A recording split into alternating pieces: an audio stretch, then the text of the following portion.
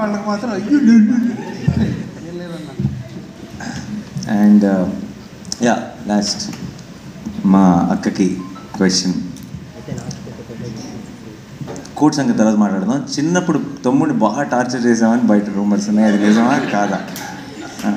ఇప్పుడు నువ్వు కక్ష తీర్చుకుంటున్నావు కదా, నన్ను టార్చర్ చేస్తున్నావు. నేను చేస్తానా? నేను అసలు ఏమన్నా పట్టించుకున్నాను, మీ ఇష్టం వదిలేసాను కదా. సరే, how was the experience of అంటే తారా అమ్మాయిని తీసుకొచ్చి ప్రొడక్షన్లో పెట్టావు. సో ఏం కదా అన్ని, but how was the experience first time? Definitely not like direction. That's something that I really enjoyed. Production was a very learning experience. కాకపోతే నా టీం అంతా వెరీ స్వీట్ టీమ్ కాబట్టి నేను చేసే చిన్న చిన్న మిస్టేక్స్ క్షమించి they were very helpful. But every time I'm తన దగ్గర నుంచి తను మాట్లాడుతున్న ప్రతిసారి నాకు ఈ టీంని ఎంతగా ఓన్ చేసేసుకుందో నేను ఐ కెన్ సీ ఇట్ అనమాట. తను చేసినప్పుడు నా సినిమాల్ని ఇవన్నిటిని కూడా అంత ఎప్పుడు ఓన్ చేసుకోలేదు. మన పాట హిట్ అయింది, మన రీల్ బాగా వెళ్తుంది, ప్రతిదీ నాకు చెప్పి ఒక చిన్నపిల్లలాగా ఎక్సైట్ అయిపోతుంది. And I was so happy to see that. So అంతే నా సైడ్ నుంచి క్వశ్చన్స్. ఇంకా వాళ్ళకి అప్పచెప్పేద్దామా? ఇప్పుడు దాకా జరిగింది వార్మప్ మాత్రమే, అసలైన అటాక్ ఇప్పుడు జరగబోతుంది. నేను పైకి సరే నాన్నగారు మీ దగ్గర నుంచి స్టార్ట్ చేద్దాం. నాన్నగారు మీ దగ్గర నుంచి నాన్నగారు ఇటు వచ్చేసేయండి. ఇక్కడ ఉన్నా ఇటు వచ్చేసేయండి నాన్నగారు. ఇంకో చేయ.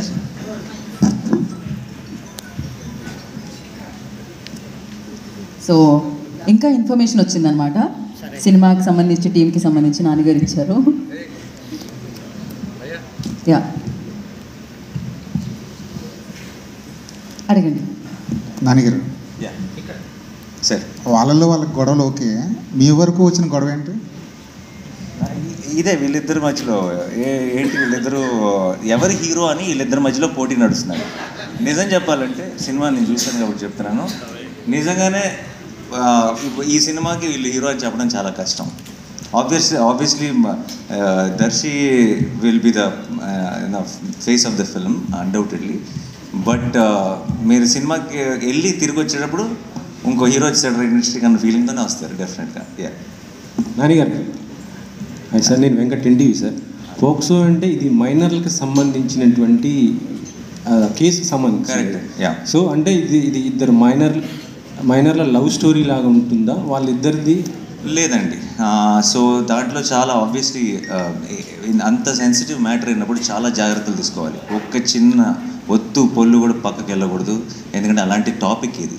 ఆ టాపిక్ మీద జగదీష్ చేసిన రీసెర్చ్ కానీ తను ఎత్తుకున్న ఐడియా కానీ ఒకటి మాత్రం చెప్పగలను, నేను ఎప్పుడైనా ఇంతకుముందు మీరు ప్రెస్ మీట్లో కానీ ఎక్కడైనా సరే నేను కాన్ఫిడెంట్గా నేను ఒక మాట చెప్పినప్పుడు నేను ఎప్పుడైనా మీకు నాని ఎలా చెప్పాడు కానీ ఇది అసలు కంప్లీట్గా ఆపోజిట్గా ఉందని మీకు ఎప్పుడు అనిపించలేదని నేను నమ్ముతున్నాను.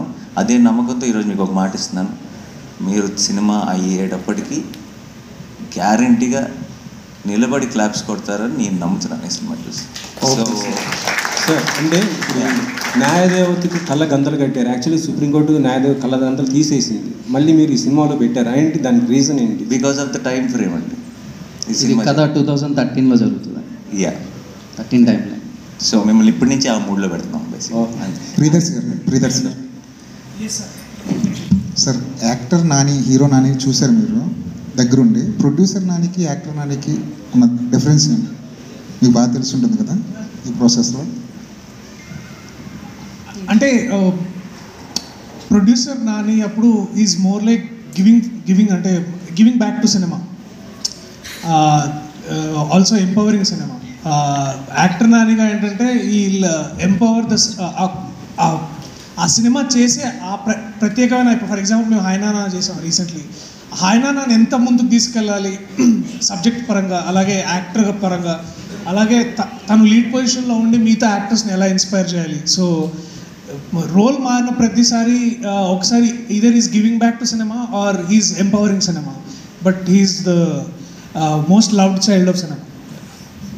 నానిగారు ఇక్కడ అంటే యాక్చువల్లీ చూస్తుంటే ఇక్కడ అంతా ఒక ఫ్రెష్ లవ్ స్టోరీ చూపిస్తున్నారు, బట్ సినిమా టైటిల్ వచ్చేసి కోర్ట్ అని పెట్టారు యాక్చువల్గా. సో ఎంతసేపు కోర్టులో నడవబోతున్న సినిమా, మిగతా లవ్ స్టోరీ ఇదంతా ఎంతసేపు ఉంటుంది? మామూలుగా మనం చూసిన ఏ లవ్ స్టోరీలో అయినా సరే, ఎంత గ్రేటెస్ట్ క్లాసిక్ అయినా, ఇప్పుడు ఫర్ ఎగ్జాంపుల్ గీతాంజలిలో క్యాన్సరేనా, గీతాంజలిలో క్యాన్సర్, మా దాంట్లో కేసు అనుకోండి, అంతే. ప్రతి లవ్ స్టోరీలో ఒక ప్రాబ్లం ఉంటుంది, లేదంటే ఒక విలన్ ఉంటాడు. మాకు ఆ టైంని మేము కోర్టులో గడుపుతాం అంతే. But so it's a love story, but it's a beautiful love story, but with a great idea, great message and a extremely gripping drama and mind blowing performances. Court room డ్రామాస్కి అంటే హిట్టింగ్ సక్సెస్ ఫార్ములా ఏంటంటే ఎప్పుడు hard హిట్టింగ్గా ఉంటేనే stories ఎక్కువ reach అవుతాయి కదా. మనం చూసిన టెంపర్గా వకీల్స్ ఆఫ్ ఎనీ ఆఫ్ ద చూసుకుంటే. సో మరి దీంట్లో ఎలా ఉండబోతున్నా హార్డ్ హిట్టింగ్ అనేది అంటే ఇద్దరు మైనర్ల మధ్యన ఉన్న అంటే వాళ్ళకి ఏమైనా జరుగుతుందా లేదా ఎలా తీసుకురాబోతున్నారు? మోర్ దెన్ హార్డ్ హిట్టింగ్ అని కానీ ఇంకోటి కానీ అలాంటి వర్డ్స్ కంటే కూడా అండి కోర్ట్ రూమ్ డ్రామాస్కి నేను చాలా పెద్ద ఫ్యాన్. నేను నెట్ఫ్లిక్స్లో ఉన్న కోర్ట్ రూమ్ డ్రామాస్ అన్నీ చూసాను. కోర్ట్ రూమ్ డ్రామాస్ మనకి ఎప్పుడు నచ్చుతాయి అంటే కేసులో ఉన్న డెప్త్ మనకు అర్థమైనప్పుడు, మనకు అర్థమయ్యి ఆ ప్రొసీడింగ్స్ చాలా గ్రిప్పింగ్గా రాసుకున్నప్పుడు మనం కూడా ఇన్వాల్వ్ అవుతాం. మన ఒపీనియన్ కూడా ప్లే అవటం మొదలెడుతుంది. ఇది తప్పు, ఇది కరెక్ట్ అని మనం కూడా మన ఒపీనియన్తో చూడటం మొదలెడతాం. అది ఎప్పుడు చూడటం మొదలెడతాం అంటే కేసు తాలూకు డీటెయిల్స్ అన్నీ మనకు ఫుల్గా తెలిసినప్పుడు. మనకి పైన తెలిసింది అనుకోండి, వాళ్ళు ఏం మాట్లాడుకుంటున్నారు, ఏం జడ్జ్మెంట్ వచ్చింది అనుకుంటాం. కానీ మనకి లోతుగా తెలిసినప్పుడు దాని మీద మనకు ఒక ఒపీనియన్ ఏర్పడుతుంది. ఆ ఒపీనియన్తో మనం క్యారెక్టర్స్ కోసం రూట్ చేయడం మొదలెడతాం.